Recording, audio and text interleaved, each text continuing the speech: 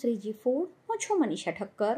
આજે આપણે દૂધને ઉકાળવાની ઝંઝટ વગર કે પછી કોઈ પણ પ્રકારના પાવડરનો ઉપયોગ કર્યા વગર ફક્ત 2 વસ્તુથી એકદમ યમ્મી વનીલા આઈસ્ક્રીમ કેવી રીતે બનાવવો એ જોઈશું। તો ચાલો આને બનાવવાનું શરૂ કરીએ। ફ્રેન્ડ્સ, શ્રીજી ફૂડનું જૂનું ફેસબુક પેજ બંધ થઈ ગયું છે અને નવું જે ફેસબુક પેજ છે એની લિંક મેં ડિસ્ક્રિપ્શન બોક્સમાં આપી છે।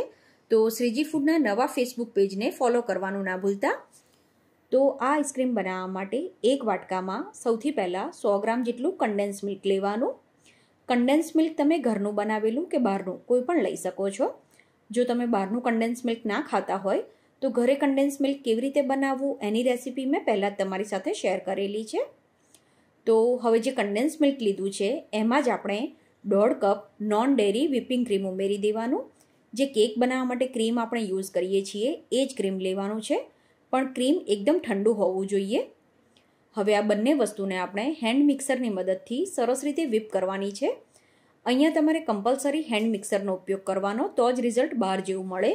અહીંયા તમે જો હેન્ડ બ્લેન્ડરથી આને મિક્સ કરશો તો આનું ટેક્સચર જે આઈસ્ક્રીમનું પ્રોપર હોવું જોઈએ એ નથી આવતું।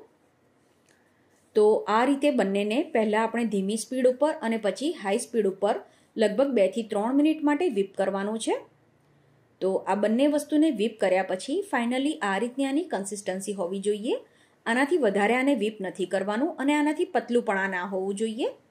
તો આ આઈસ્ક્રીમના મિશ્રણને આપણે એક એરટાઇટ ડબ્બામાં કે પછી એલ્યુમિનિયમના મોલ્ડમાં લઈ લેવાનું।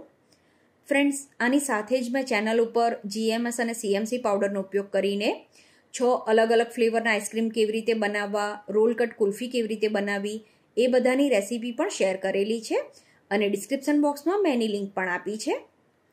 તો આઈસ્ક્રીમના મિશ્રણને આપણે ડબ્બામાં લઈ લઈએ એ પછી આને ડીપ ફ્રીઝરમાં 7 થી 8 કલાક માટે કે આખી રાત માટે સેટ થવા દેવાનો છે।